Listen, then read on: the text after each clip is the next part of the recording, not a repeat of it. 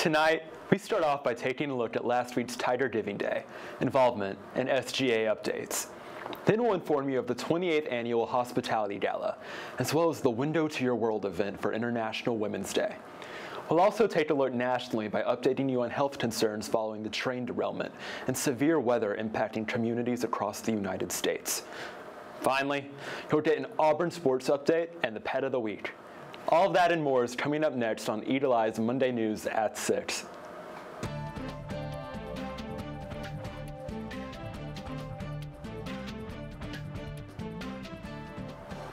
Good evening and welcome to Eagle Eye News at 6.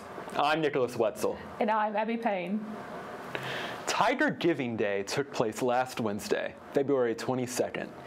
This was the 8th year for the event, and as always, it provides a glimpse of different campus projects focused on student excellence, real-world research, outreach, accessibility, diversity, and more.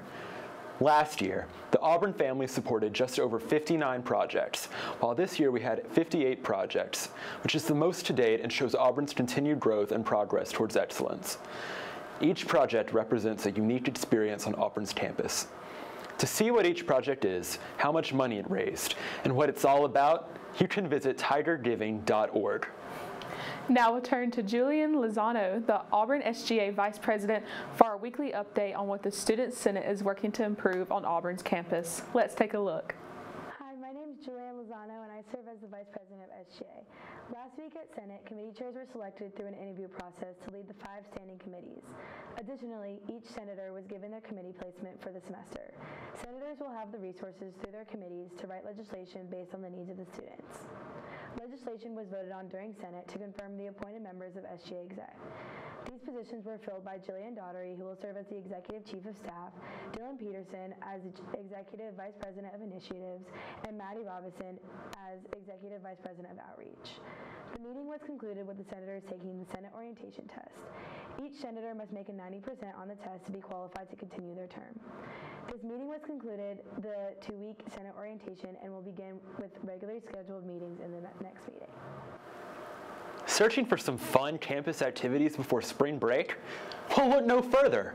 Involvement Ambassador Lydia Whitehead is here to give you the scoop on all the activities and events you can get involved with on campus.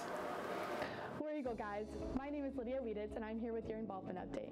The first update I have for y'all is that Aubie's birthday is Tuesday. Stop by the Aubie exhibit on the 2nd floor of the Melton Student Center between 9 a.m. and 11 a.m. to help celebrate everyone's favorite Tiger. Next up is that UPC has lots of fun events planned this week. On Wednesday, March 1st, come join UPC and BSU for a flower arranging workshop in the Melton Student Center ballroom at 6 p.m. UPC is also showing Legally Blonde on Thursday, March 2nd at 7 p.m. in Dudley B6. Application season is here. AU Involve has every application listed, but a few that are open right now are Involvement Ambassadors, O-Days, Aubie Tryouts, Emerge Vice Presidents, Impact Exec, SGA Assistant Vice President, and UPC Director and Assistant Director. Check out their social media for more information. My last update for today is to be sure to check out Organization Days on Haley Concourse every Wednesday from 10 a.m. to 2 p.m. to stay up to date on ways you can get involved throughout the semester. And just a reminder, AU Involve has information about everything going on around campus, so I encourage y'all to check that out for more involvement opportunities. If you have any questions, feel free to reach out to an involvement ambassador at involve@auburn.edu. Thanks, guys, and War Eagle.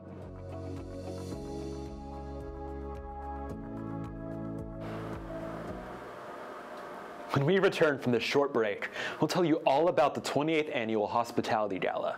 Then you'll hear about the Window to Your World event for International Women's Day. You're watching Eagle Eye News at 6.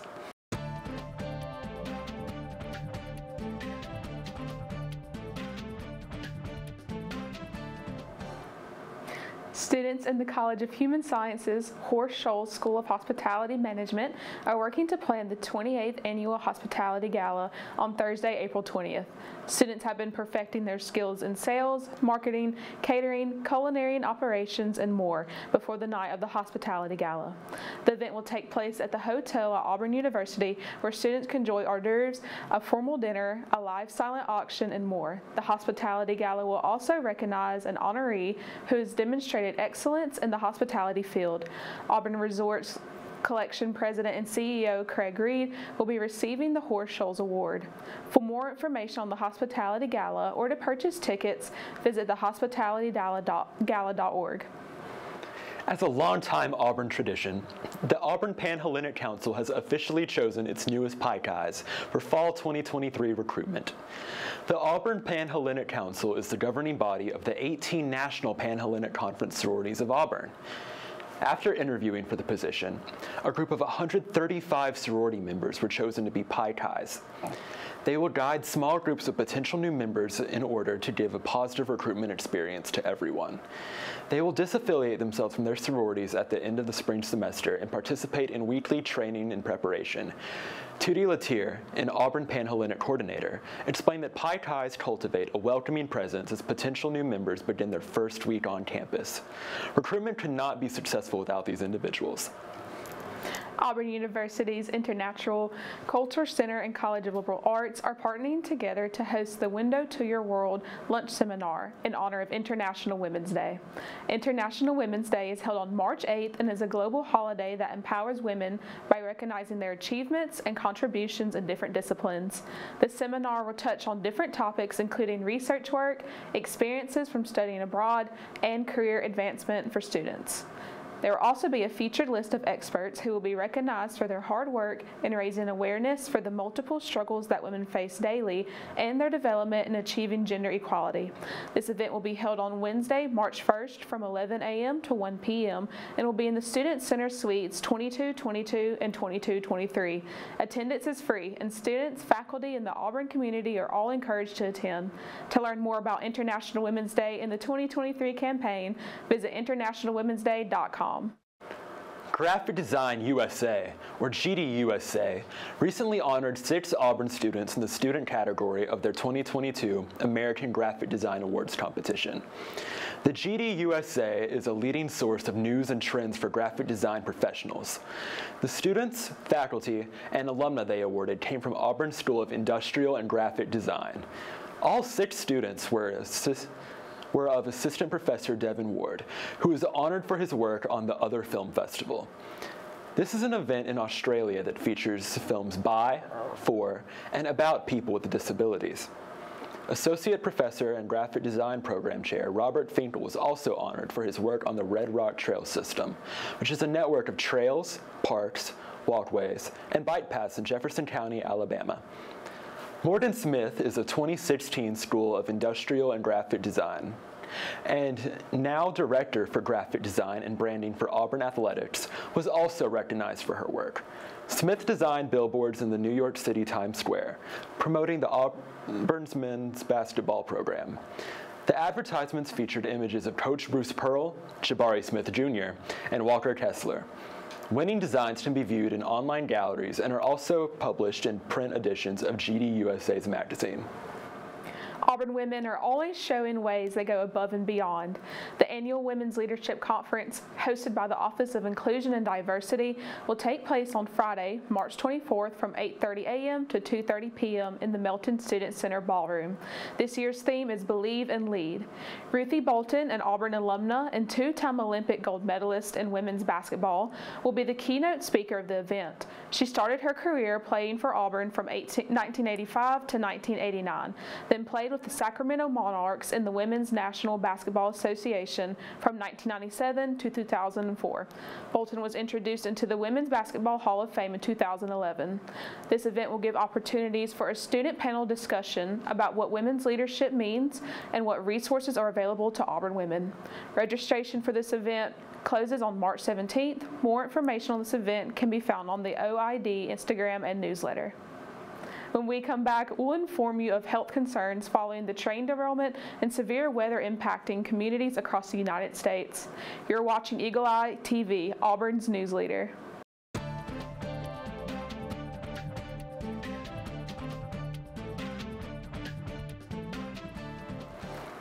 Health concerns and fear linger among residents in East Palestine, Ohio, following the toxic train derailment more than 3 weeks ago.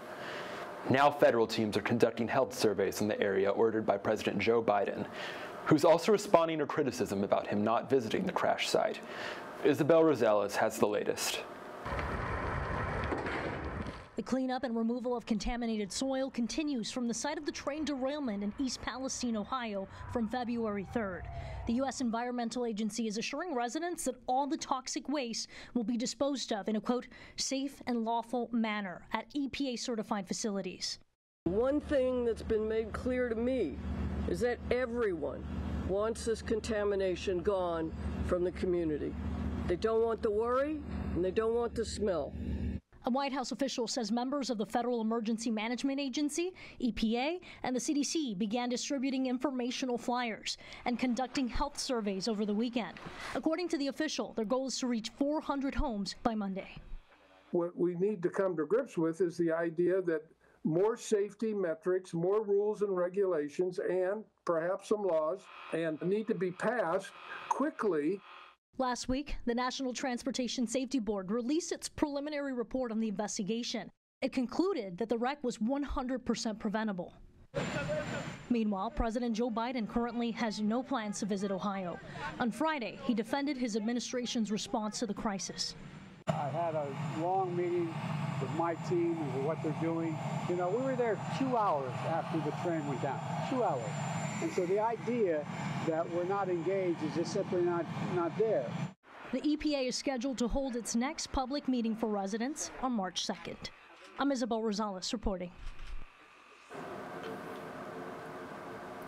If you have federal student loan debt, keep an eye on Tuesday's arguments at the Supreme Court. 2 cases challenging President Biden's plan to cancel some of that debt for millions of borrowers will come before the justices. Karen Kafa is live in Washington with what to expect. In limbo for months, President Joe Biden's federal student loan relief plan will have a turn before the U.S. Supreme Court Tuesday. Last August, Biden unveiled a sweeping plan to forgive up to $20,000 in federal student loan debt for borrowers whose income was less than $125,000 a year. All this means people can finally crawl out from under that mountain of debt to get on top of their rent and their utilities. Supporters lauded the move as a big step forward to ending a college debt crisis compounded by the COVID-19 pandemic. And the Biden administration said among borrowers no longer in school, nearly 90% of relief dollars would go to those earning less than $75,000 a year.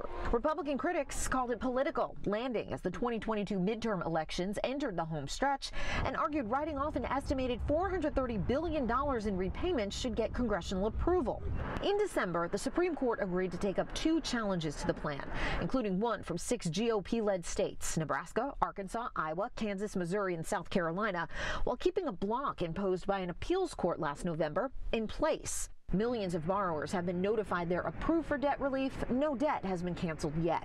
The Biden administration's case leans on the post-9/11 HEROES Act of 2003, which granted the U.S. Secretary of Education authority to make changes to the federal student loan program during national emergencies. But the White House intends to end the COVID-19 national emergency on May 11th, which may make that argument more challenging. In Washington, I'm Karen Kafa.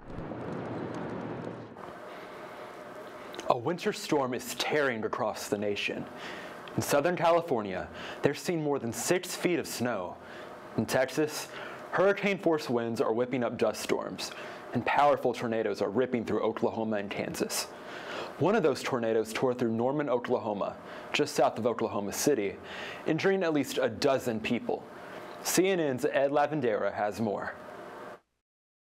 A massive storm system barreled through the Central Plains Sunday night. So traditionally, the Southern Plains, Tornado Alley, if you will, doesn't really start to come alive with these tornadoes and these severe weather outbreaks until maybe March, especially April and May. That's the peak tornado severe season here in the Southern Plains. But so this is quite an early wake-up call. Multiple tornadoes touched down in the region as well. In Norman, Oklahoma, a tornado caused down power lines and road closures.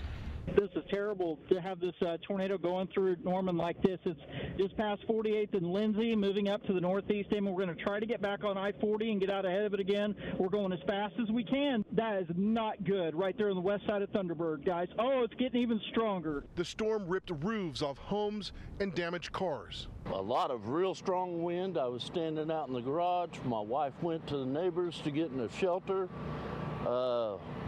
Wood and debris started flying and hitting things, so I jumped in the back seat of a car in the garage real quick. 2 tornadoes were reported in Kansas on Sunday, leaving homes in the area destroyed. Winds in the triple digits were felt, the highest in Memphis, Texas, where winds hit a staggering 114 miles per hour, the equivalent of a Category 3 hurricane. In Lubbock, Texas, a dust storm rolled through, leaving visibility in the area to less than a mile. And in Albuquerque, New Mexico, winds topped over 70 miles per hour, leaving overturned trees and businesses damaged.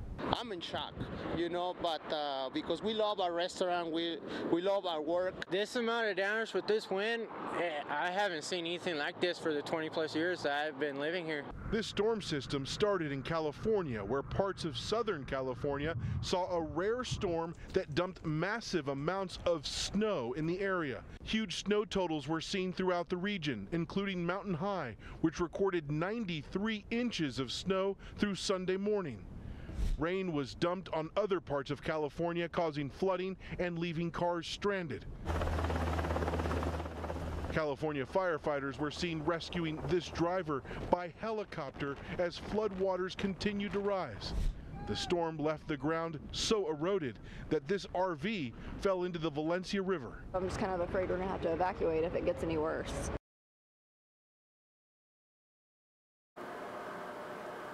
When we come back, we'll give you the sports update from last week with Emma Deason. You're watching Eagle Eye TV, Auburn's news leader.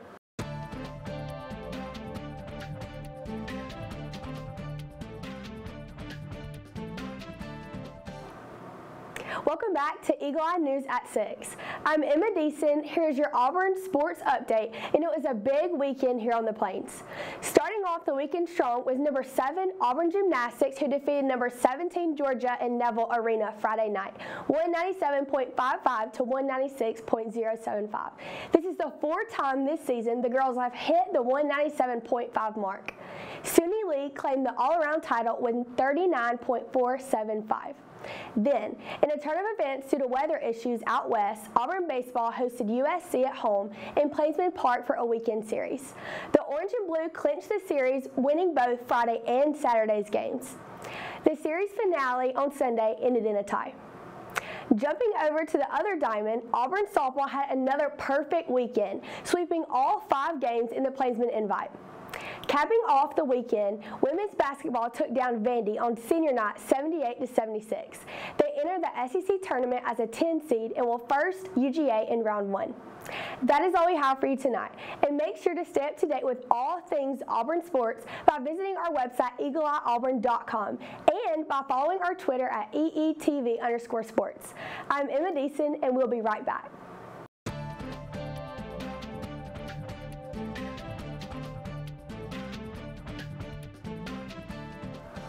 A new themed land at Universal Studios Hollywood not only lets you visit the world of Super Mario, but play along as well. Rick DiMagella reports. Super Nintendo World at Universal Studios Hollywood is taking the concept of theme park lands to the next level. Hey, how you doing? Hey, hello. There was a worry initially as how is it going to turn out? How is it going to actually translate into the real world? But with the help of the creative folks at Universal, we worked closely to make sure that starting from one block at a time, and as I see it coming together and all the blocks piling up, it really surprised even myself how much of a reality that this has become and how amazing it is. It was something that we had wanted to do as well, and seeing a lot of the work that Universal has done and the way they do a lot of their creative work has really, we really felt like it was a fit for us, and just seeing it come to realization and seeing it in reality has really kind of proven itself there. We put a lot of effort into details, both from large attractions like the Mario Kart attraction all the way down to the single blocks that you can interact with. All of them are opportunities for everyone to participate. That participation comes in a wearable power-up band that tracks your score. And you're in a game. You can get points. You can go meet the characters and get stamps on your app, and you can track your progress. And over there on the leaderboard, you can see how you're doing against the best of the day. Wow, you collected so many coins! Leveling Up in Hollywood, it's me, Rick Damigella. The 29th Annual Screen Actors Guild Awards took place Sunday night, and on the film side, almost everything was won by everywhere. David Daniel has the highlights in today's Hollywood Minute. Sally Field received a standing ovation and SAG's Life Achievement Award. There is not a day that I don't feel quietly thrilled to call myself an actor. Brendan Fraser. The Whale star Brendan Fraser strengthened his hold on the Best Actor Oscar race, winning for Male Actor in a Leading Role. Like many winners, he recalled first receiving his SAG card. It made me feel like I belonged. We're actors. We all want to belong to a tribe. And that's when I found where I belonged. And if you told that guy back then that I'd be standing right here, right now, I would not have believed you. Jamie Lee Curtis began an unbelievable run for Everything Everywhere All at Once, winning for Female Actor in a Supporting Role. I love actors. I love acting. I love the job we get to do. I love being a part of a crew. I love being a part of a cast. Castmate Kihui Kwan took the baton, winning Male Actor in a Supporting Role, the first Asian male to win an individual SAG award. To all those at home who are watching, who are struggling and waiting to be seen, please keep on going, because the spotlight will one day find you. I think if I speak, my heart will explode. Then Michelle Yeoh took Female Actor in a Leading Role, the first Asian woman to receive a leading film acting honor. This is not just for me, this is for every little girl that looks like me. And Everything Everywhere ended the night winning Outstanding Performance by a Cast in a Motion Picture, a cast including 94-year-old James Hong, whose career began nearly 70 years ago. The producer said the Asians were not good enough and they are not box office. But look at us now, huh? In Hollywood, I'm David Daniel. Looking for love in all the wrong places? Need a new cuddle buddy to watch Netflix with in the evening? Well, this week's Pet of the Week is the perfect match for you. Meet Xena. This cutie is ready to jump into your lap today when you come to meet her. She can be a bit nervous at first, but once you did on her level, she's ready to give you as many kisses and snuggles as you want. Xena is 5 years old, spayed, vaccinated, and microchipped. She's heartworm negative, and her adoption fee is only $25. Apply online for her today. We're out of time, but for more Auburn news, head over to our website, eagleeyeauburn.com, and check out our social media pages. I'm Nicholas Wetzel. And I'm Abby Payne. Thank you for watching, and War Eagle.